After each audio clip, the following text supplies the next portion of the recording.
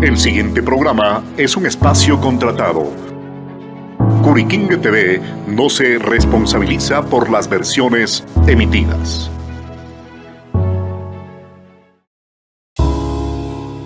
El siguiente programa es de clasificación O. Opinión.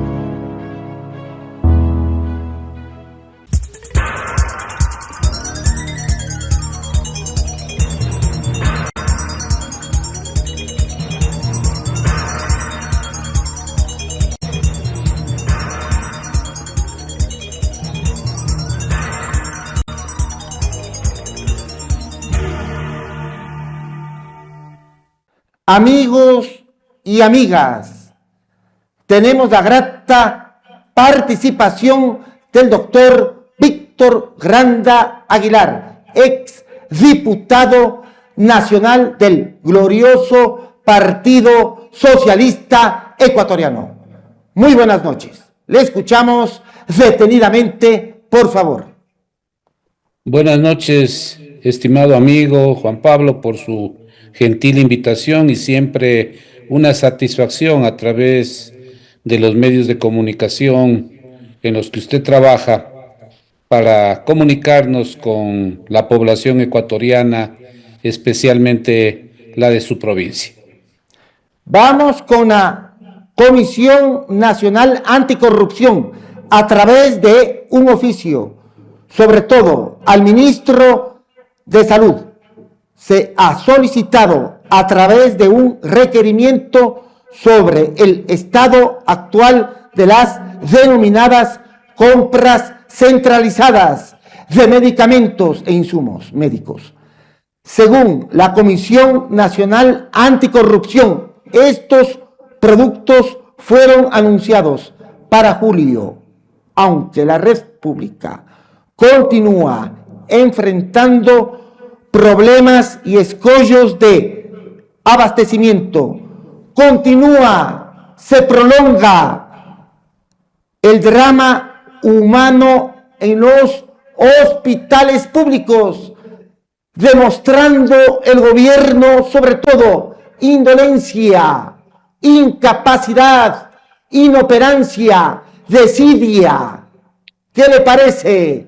Su opinión, su palpitar, su reflexión, su concepto. Por favor, le escuchamos, don Víctor, detenidamente. Bueno, la verdad es que el anuncio que ha hecho el coordinador de la Comisión Nacional Anticorrupción, el doctor Germán Rodas Chávez, es en verdad preocupante. Este país lamentablemente no se compone. En diferentes gobiernos se han ensayado adquisiciones masivas de medicamentos y lo que ha ocurrido es que la corrupción se ha centralizado.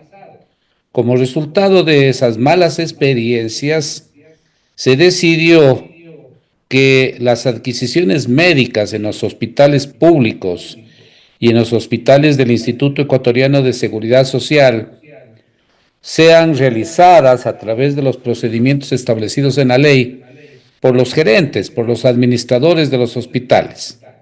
Y las denuncias llueven de irregularidades, de corruptelas, de sobornos en los hospitales públicos, y obviamente todo eso ha dado motivo no solo para el desabastecimiento de medicamentos, que eso es lo más grave, porque bueno, finalmente este tipo de robos que se dan llevan un largo trámite en ser esclarecidos, pero el perjudicado directo es el ciudadano, el que necesita de esos medicamentos para atender su deteriorada salud, y especialmente el ciudadano de escasos recursos, que es el que concurre a los hospitales del Ministerio de Salud y de los hospitales del Instituto Ecuatoriano de Seguridad Social. Entonces vivimos en la actualidad una parálisis en cuanto a la provisión de medicamentos, y claro, el anuncio que se ha hecho por parte del gobierno ahora es que esta adquisición se la hará centralizadamente. Pero vea usted, ya aparecen, según lo que señala el doctor Rodas, ¿no?, una serie de indicios de que se están cometiendo irregularidades en estas adquisiciones.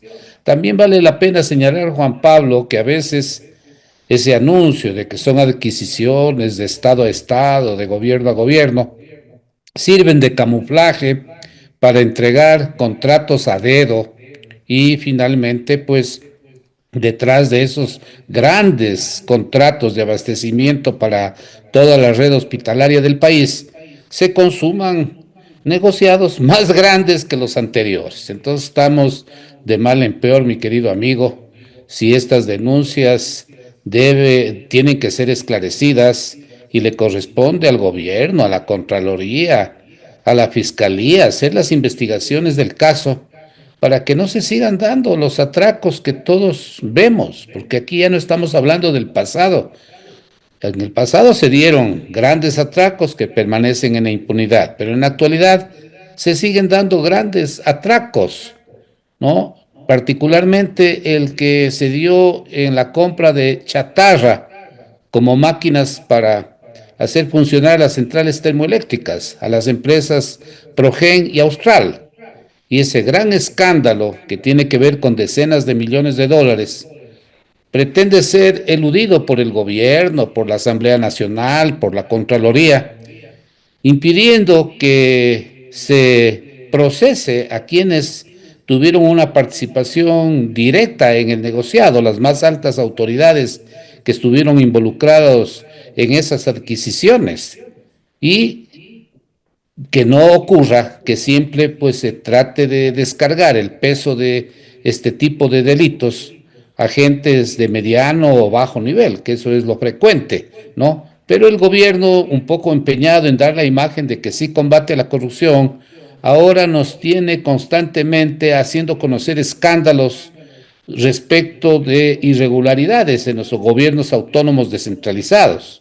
Esto no quiere decir que no se den irregularidades en los gobiernos autónomos descentralizados, y si se dan deben ser perseguidos, pero sí resulta curioso que a portas de un proceso electoral y para descalificar a determinados candidatos a las alcaldías o otro tipo de dignidades provinciales, ¿no?, aparecen este tipo de enjuiciamientos penales, ¿no?, que en definitiva pues cambian todo el tablero político electoral en los gobiernos locales, pero más que nada me parece a mí que sirven como cortina de humo para evadir explicaciones y establecer responsabilidades en estos grandes contratos a nivel nacional. Ayer los de Progen y Austral, ahora la de adquisición de medicamentos. No sé qué más salga a la luz del día, pero la verdad es que este pobre país está diezmado por la corrupción, frente a un pasivismo de quienes tienen la obligación de controlar el uso de los recursos públicos sin medir ni querer favorecer o tapar a determinados funcionarios, como lamentablemente ocurre con la Contraloría General del Estado, en especial, y de la Asamblea Nacional, que evidentemente fiscaliza conforme a los intereses del gobierno y no a los intereses de toda la ciudadanía ecuatoriana. Vamos con el caso de Aquiles Álvarez y la tesis esgrimida por parte del abogado del burgomaestre Huancavilca, Ramiro García Falconi. La Fiscalía terminó construyendo toda su acusación sobre una reforma al artículo 265 del COIP, que ya no forma parte del ordenamiento jurídico ecuatoriano, porque fue incorporada mediante la Ley Orgánica de Solidaridad Nacional, norma que la Corte Constitucional declaró, sobre todo, inconstitucional en septiembre del 2025. La versión reformada del artículo 265 nunca pudo servir para juzgar hechos que ocurrieron entre el 2020 y el 2024, porque fue expulsada de dicho ordenamiento jurídico. y también porque la Corte Constitucional prohibió expresamente darle efectos retroactivos. ¿Qué le parece? Bueno, realmente se está creando un galimatías jurídico que precisamente demuestra que los procesos que se siguen en la fiscalía, en la función judicial, a veces adolecen de una serie de enredos y de entreveros que parecería que lo único que llevan después es a la impunidad, a la anulación de los juicios y que las cosas sigan adelante tal como están.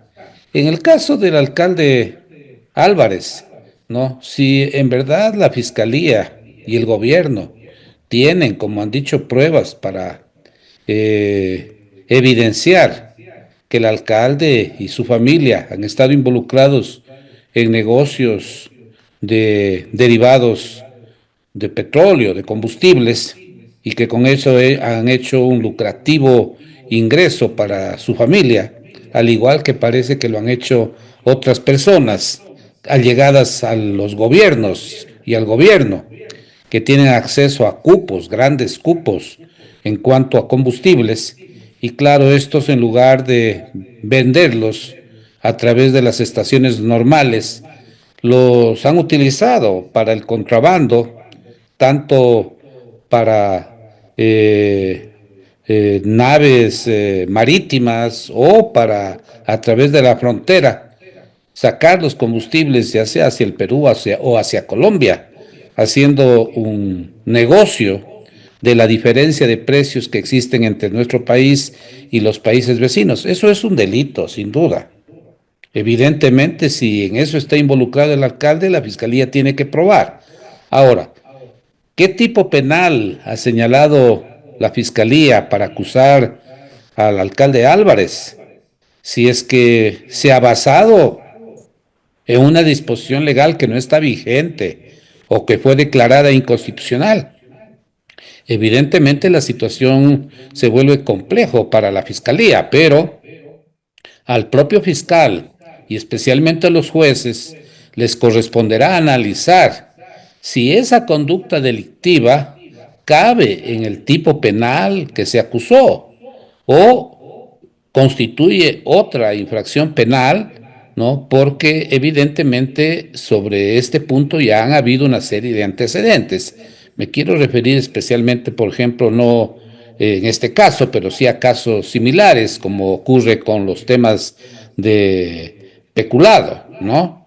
No porque, por ejemplo, el peculado bancario oficialmente fue reconocido en reformas que se hicieron a fines de los años 90, irregularidades que cometan funcionarios bancarios antes de esos años, podría decirse que quedan en la impunidad porque el tipo penal se lo describió con las características que tienen en la actualidad con otros parámetros. No, porque en el abuso de fondos públicos y privados también estaba involucrado este abuso de fondos públicos que más tarde se llama peculado bancario. Entonces ahí sí es necesario tomar en consideración la jurisprudencia que existe en nuestro país para saber si esta falta grave que se ha cometido en el trámite de este proceso de identificar una norma legal que no está vigente, si efectivamente, ¿no es cierto?, la infracción no está comprendida en normas que sí estuvieron vigentes al momento en que se cometió la infracción, al margen de la declaratoria de constitucionalidad de la Corte. Entonces, estos son temas que evidentemente tienen que dilucidarlos los jueces. Es decir, ¿Perdón? Hay que ver el tipo penal. Hay que analizar y los jueces les toca precisamente eso. Y a la fiscalía también, pues la fiscalía tiene la potestad. Incluso si es que no sé, yo no conozco en detalle el juicio, está a tiempo, puede, ¿no es cierto?, sustituir el tipo penal o aclarar este punto, si es que en verdad, ¿no es cierto?, recientemente la defensa del alcalde Álvarez hace notar que la acusación se ha basado en una norma que se encuentra, digamos, suspendida o se encuentra anulada por la Corte Constitucional. Pero lo que hay que analizar es si la conducta, ¿no es cierto?, es o no es ilegal y si la norma anterior, sin esa reforma, cubría o no el ilícito que se está persiguiendo. Entonces esto ya es un tema de argumentación jurídica, tanto por parte de la Fiscalía como fundamentalmente de análisis jurídico de los jueces, quienes sabrán señalar si este tipo de errores de Fiscalía o de la argumentación jurídica implican que el juicio tiene que ser anulado o tiene que reiniciarse la investigación o tiene que ampliarse el tiempo de investigación. Si eso es procedente, porque hay que saber en qué estado procesal se encuentra el juicio. Yo no conozco el juicio contra el señor alcalde de Guayaquil. Lo que sí es lamentable y grave es de que fundamentalmente estos juicios están dirigidos contra personas que se los quiere sacar del tablero político, ¿no? Porque, bueno, si ha habido una infracción de este tipo, no hay que esperar, pues, un tiempo electoral para plantear estas acciones, ¿no es cierto? La acción de la justicia tendría que haber operado en otros momentos, como me parece que también ocurre en el caso de otros alcaldes que han sido detenidos y además son detenidos en condiciones de una humillación humana. Los tratan peor que a violadores, peor que a narcotraficantes y los conducen a una cárcel de máxima seguridad. Por favor, son alcaldes, son ministros o han sido altos funcionarios del Estado. No son delincuentes peligrosos, no es necesario, ¿no es cierto?, humillar a nadie, sino acusar, cuidar de que estos no escapen, asegurar que se presenten ante los jueces, que tengan un juicio justo, que se defiendan y que si han cometido algún delito sean severamente sancionados. Se refiere al caso del propio alcalde guayaquileño, sobre todo John Víctor. Sí, me estoy refiriendo a él porque sobre eso era la pregunta, pero de manera general, yo digo que no tiene sentido, ¿no? Como ocurrió, por ejemplo, con el hijo de esta señora que fue vicepresidente de la República. Se pelea el presidente con el vicepresidente, el hijo comete seguramente una ilegalidad de lo que se dice, ¿no? De cosas pequeñas, ¿no? Que pueden ser irregulares, que pueden ser hasta un delito, pero no tiene sentido de llevar a un personaje de este tipo a una cárcel de máxima seguridad y de tratarle como le trataron a ese joven, ¿no? Y creo que ya lo sentenciaron también, ¿no? Entonces creo que de ninguna manera nuestros juicios penales tienen que humillar o denigrar a las personas, ¿no? Cada cual tiene derecho a un juicio justo. Y no es lo mismo, ¿no es cierto?, un alcalde al que se le acusa, veo al último, al de Nabón o no recuerdo de qué ciudad, del Tambo, algo así, en la provincia del Cañar, que le acusan de un peculado de $50,000. Cuando estamos hablando de un peculado de $200 millones y los principales responsables no están siendo acusados ni procesados porque tienen la protección directa y abierta del gobierno nacional. ¿A quién se refiere? Perdón, no le escuché. Me refiero a los casos de Progenia Austral, pues. Estamos hablando estamos hablando de estafas al Estado de casi $200 millones, ¿no? En donde se pagó casi de contado esos contratos.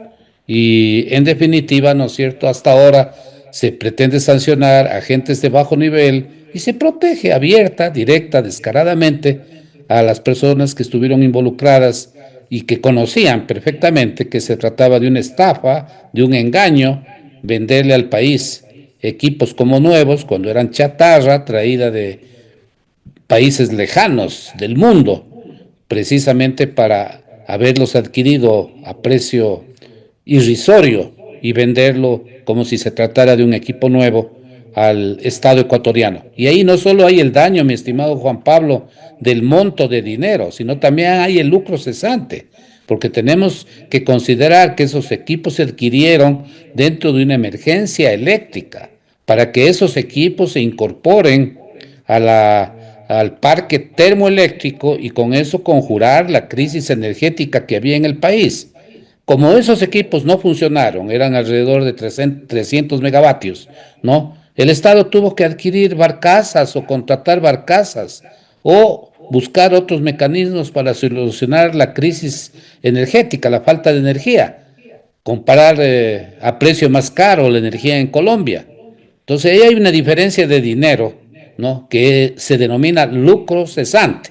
Entonces no solo es el perjuicio en adquisición, sino el lucro cesante que también tiene que ser calculado para establecer el perjuicio que ha ocasionado esta empresa estafadora y los funcionarios que se prestaron a esta estafa, ¿no? En contra de los recursos del Estado ecuatoriano y del pueblo ecuatoriano. Sigamos con el caso Triple A. La persona que denunció al burgomaestre Huancavilca, Aquiles Álvarez.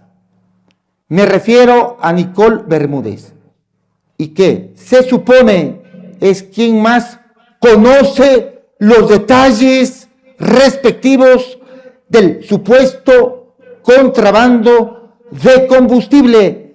No aparece, es decir, no se presenta al juicio por el caso llamado Triple A para rendir su testimonio. En otras palabras, no está para decir por qué y de qué acusó al alcalde Álvarez.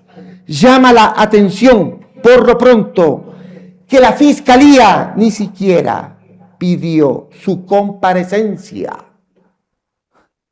Así es, lo que usted señala es lo que se conoce a través de los medios de comunicación colectiva. Y todo eso es preocupante, ¿no? Porque, claro, un hecho se inicia a través de una denuncia.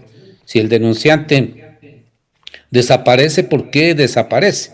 Lo amenazaron, se arrepintió, la denuncia es falsa. Ahora, claro, si la fiscalía tiene otras pruebas que van más allá de la denuncia, y ya el litigio está planteado, se ha abierto, se han aportado pruebas. Las pruebas no pueden ser solo únicas, ¿no? Pueden haber múltiples pruebas. Entonces, todo eso es lo que tendrán que valorar los jueces al momento en que ya les toque pronunciarse sobre los temas de fondo del proceso penal. Vamos con otro tema, en tanto en cuanto, por ende y por consiguiente, 200 millones de dólares norteamericanos de gastos reservados estaría utilizando el presidente. Esta es la realidad, de acuerdo a un dato que fue socializado por parte del expresidente constitucional Osvaldo Hurtado Larrea. ¿Cómo puede ser posible que se maneje tanta plata, tanto kushki? Puede haber gato encerrado, porque en arca abierta el justo peca. ¿Qué le parece? Sí, así es. Este tema de los gastos reservados es una caja sin fondo que a lo largo de la historia nacional se ha prestado a una serie de abusos. Hay que recordar que en el tiempo de Sixto Durán Ballén, al economista Alberto Dajic, se le denunció por el abuso en gastos reservados. Pero en el gobierno de Maguad, por ejemplo, el monto de gastos reservados asimismo fue altísimo. Y lo curioso es que hubo incluso denuncias de que esos dineros de gastos reservados sirvieron para pagar a legisladores que se oponían o no querían votar para ratificar el acuerdo de paz entre Ecuador y Perú, ¿no? Pero en todo caso, en el gobierno del señor Correa, igual.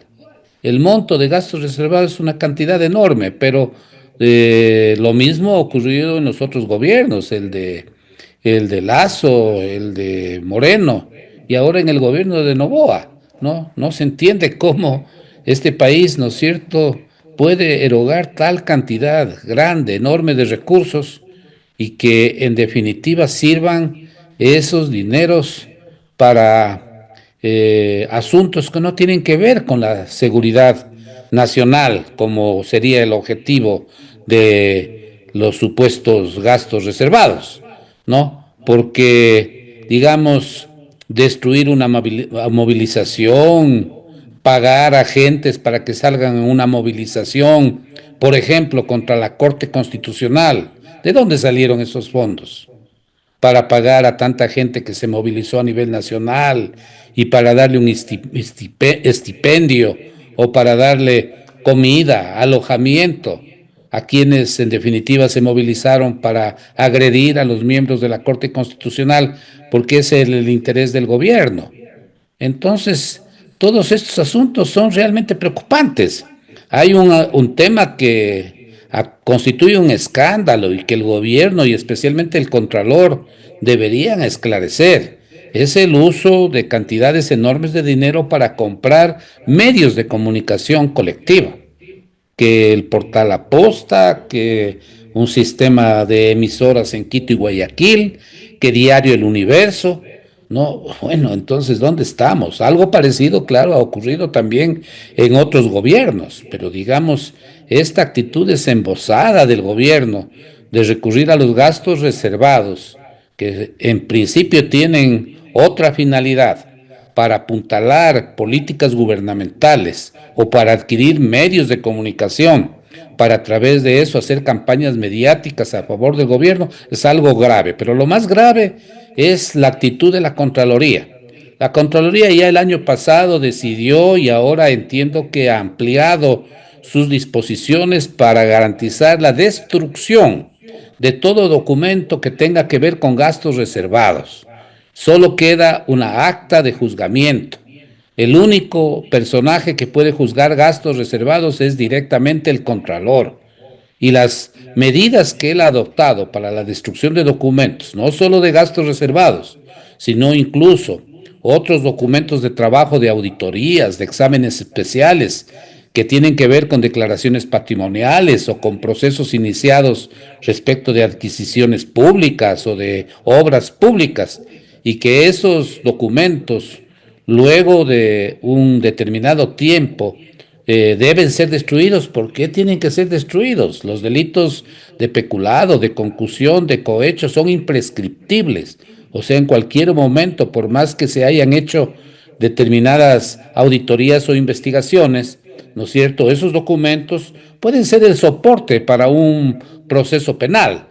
Bueno, se discutirá si se puede auditar o no dos veces una misma cosa. La ley dice que no, pero no se debe eliminar información y documentación que puede ser materia de sustento para otros enjuiciamientos que puedan darse en el tiempo, porque ahora, claro, están encubriéndose estos casos de corrupción, pero puede venir después un tiempo en donde se descubran nuevos hechos o asuntos relacionados con esos hechos que se juzgaron y se dijeron que no había ninguna novedad y resulta que sí la había. Entonces, la destrucción de documentos es una decisión muy mala que ha adoptado la Contraloría con respecto no solo a los temas de gastos reservados, sino también a otros temas de auditorías y exámenes especiales que realiza el máximo órgano de control del Estado. ¿Habría corrupción en cuanto a los gastos reservados? Todo esto protagonizado por parte del gobierno nacional. Le pregunto, sobre todo, João Víctor. Bueno, claro, hay que analizar cada caso. Por ejemplo, si se descubre que la compra del Universo o de otros medios de comunicación hizo un determinado señor y ese señor no tiene un centavo en donde caerse muerto y que ese dinero provino de las arcas del Estado, ¿no? Y se llega a esa comprobación por otros medios, más allá de la auditoría que se haya hecho. Eso es un abuso de fondos públicos. Ese delito es imprescriptible.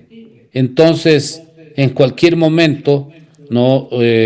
Tendrá que abrirse un proceso y también tendrá que analizarse la conducta de los funcionarios que muy alegremente no hicieron el control o se prestaron para encubrir este tipo, por ejemplo, de adquisiciones irregulares, porque los fondos públicos no deben servir ni para comprar periodistas ni para comprar medios de comunicación colectiva.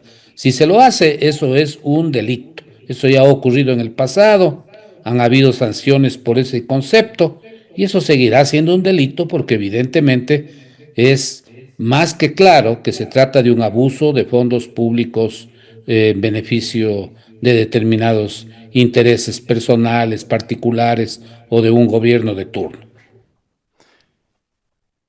Vamos con el Plan Nacional de Seguridad Integral del año 2025 hasta el 2029 y las expresiones vertidas por parte de Vivian Hidrobo, coordinadora de la Alianza de Organizaciones por los Derechos Humanos del Ecuador.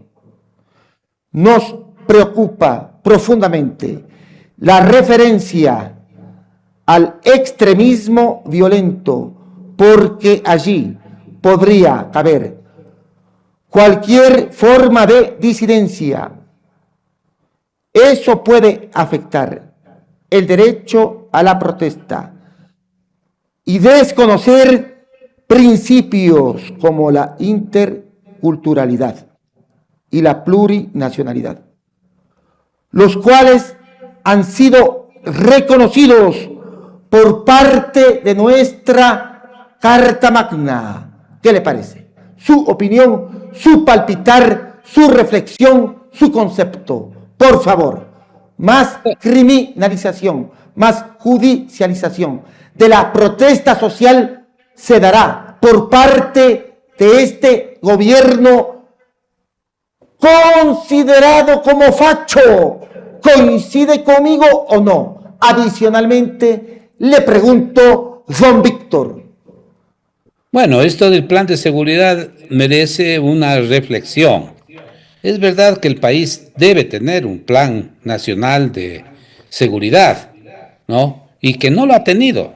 En tiempos pasados lo hubo, luego el presidente Noboa habló de un plan Fénix, que parece que nunca fue escrito, o por lo menos sus detalles no han sido conocidos por los ecuatorianos.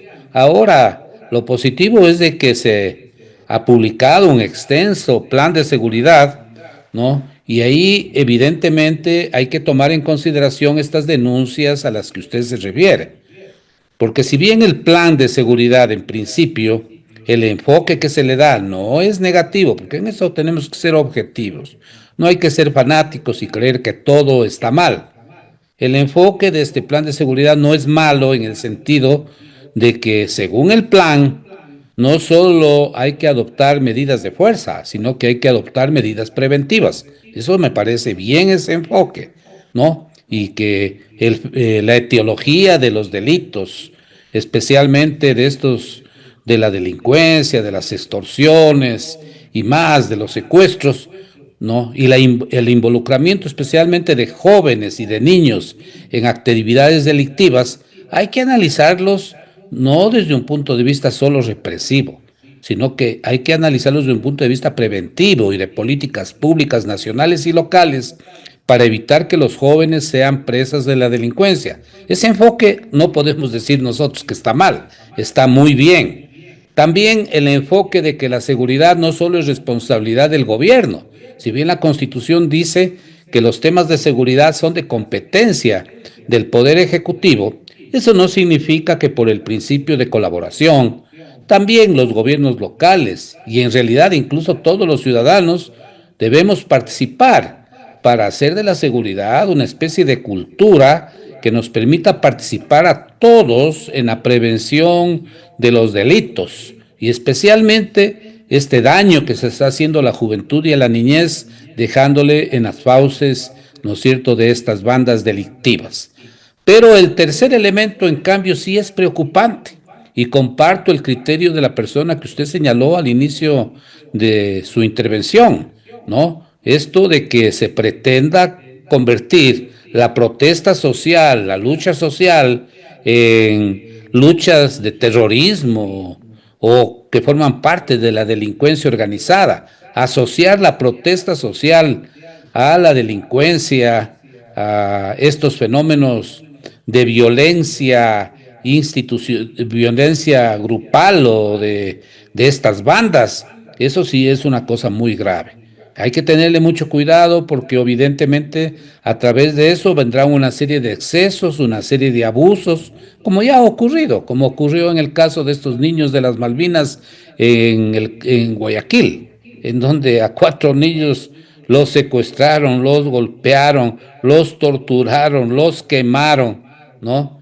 ¿Y por qué? Porque eran de raza negra o porque supuestamente, según cierta denuncia, habían estado involucrados en algún robo. Supongamos que eso sea cierto, claro, eso es un delito, pero lo que tenían que hacer los elementos de la Fuerza Aérea que capturaron a esos niños era ponerlos a órdenes de los jueces correspondientes, iniciarles el proceso legal, ¿no? Si son niños, ponerles a las órdenes de los jueces de adolescentes, de niños, ¿no? Pero de ninguna manera desaparecerlos, torturarlos, quemarlos, ¿no? Eso es una barbaridad, son delitos que fueron cometidos y por los que han sido, entiendo que ya sentenciados los Delitos de lesa humanidad. Perdón por la interrupción, le Sí. digo de paso, don Víctor.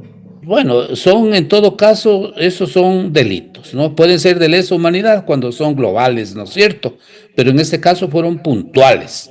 En todo caso, son delitos que tienen que ser sancionados. Pero vemos con mucha frecuencia ahora, y a través de la legislación que promueve el gobierno, es que se les quiere dar una inmunidad, no solo a los policías y militares que participen en este tipo de operativos y a lo mejor en estos excesos en el ejercicio de la fuerza, sino que ahora están involucrando incluso militares extranjeros. Nuestro país es una especie de un protectorado norteamericano y los señores militares que vienen de las fuerzas del Comando Sur o de las divisiones o patrullas extranjeras tienen el trato de diplomáticos, o sea que si cometen un exceso, ellos no pueden ser juzgados.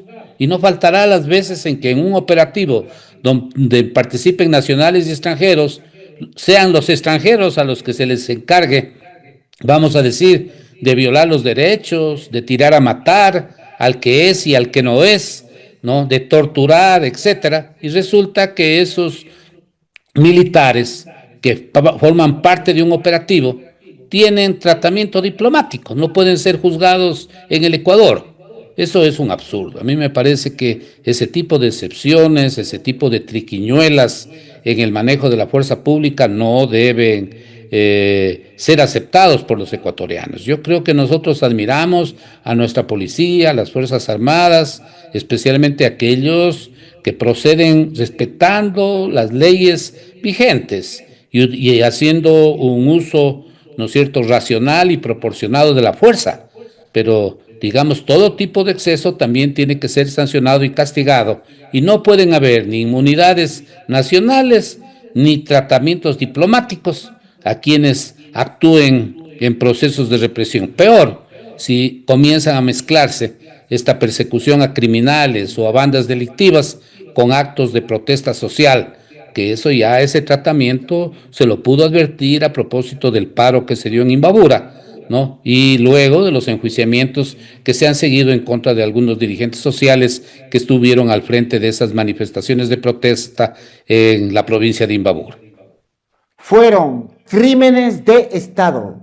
Me refiero al caso de los 4 de las Malvinas.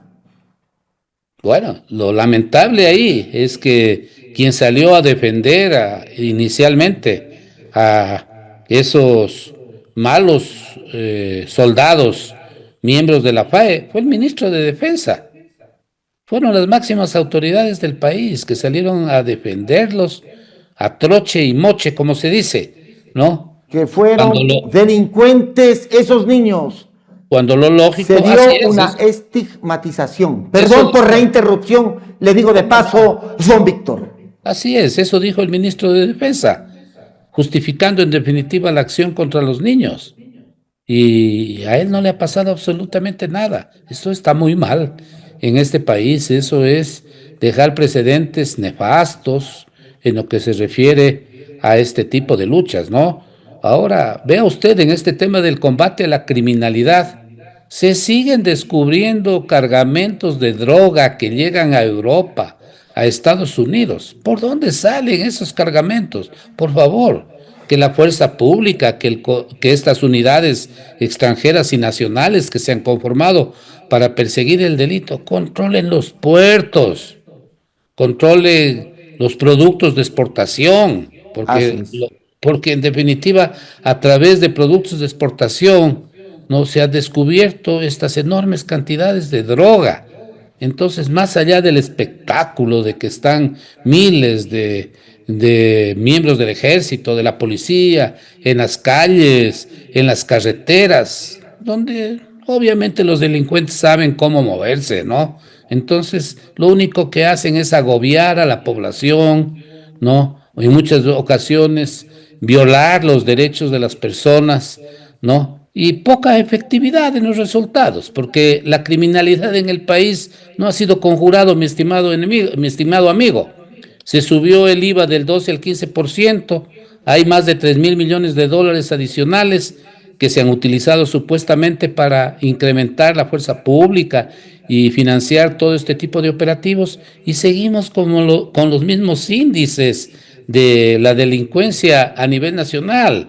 Las cárceles cada cierto tiempo nos dan una serie de sorpresas en las que se evidencia que dentro de las cárceles hay almas de fuego, de alto poder, ¿no? Entonces, ¿qué quiere decir? De que las cosas no están funcionando bien y que esta política que sigue el gobierno, en donde a veces hay más show que resultados, ¿no? Entonces, evidentemente, tiene que ser cuestionada. Por eso que esa política de seguridad que ha aprobado el gobierno no está mal en principio. Yo lo he analizado ese documento y en la universidad queremos hacer algún encuentro para analizarlo, ¿no? Con mayor detenimiento, ¿no? Porque en verdad me parece que se trata de un enfoque integral, no propio de este gobierno, ¿no? Pero como entiendo que oficiales muy destacados de las Fuerzas Armadas y de la Policía han participado en la elaboración de ese documento, tiene aspectos positivos, pero tiene también esos peligros que ha señalado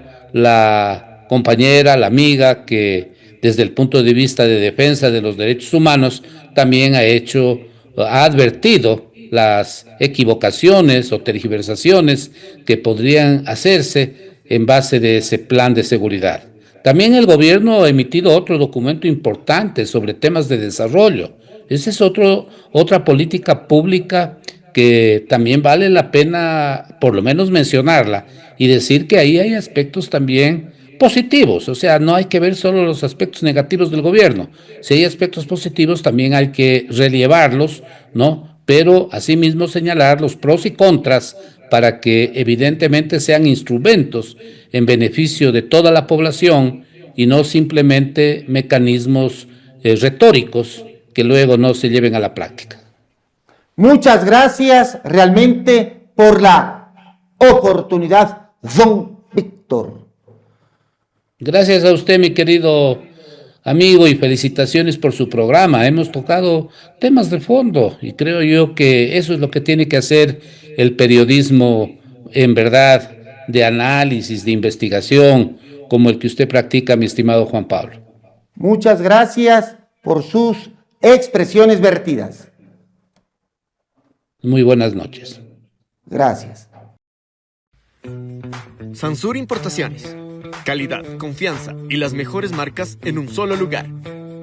En Sansur Importaciones te ofrecemos una amplia variedad de productos de marcas reconocidas a nivel mundial, garantizando originalidad, durabilidad y estilo en cada compra. Productos 100% originales. Precios competitivos. Variedad que se adapta a tus necesidades. Atención personalizada. Ya sea que busques tecnología, accesorios o artículos exclusivos, en Sansur Importaciones encuentras lo mejor del mercado.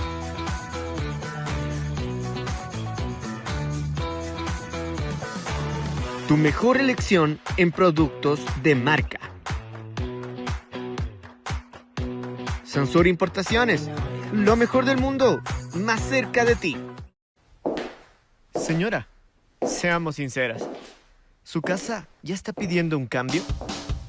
Es hora de darle ese toque único que solo usted sabe elegir.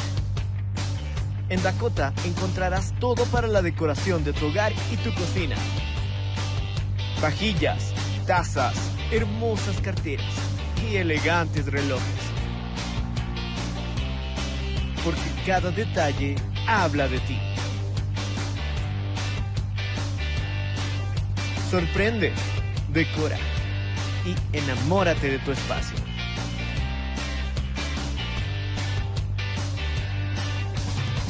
Dakota, productos para el hogar, donde lo exclusivo tiene nombre.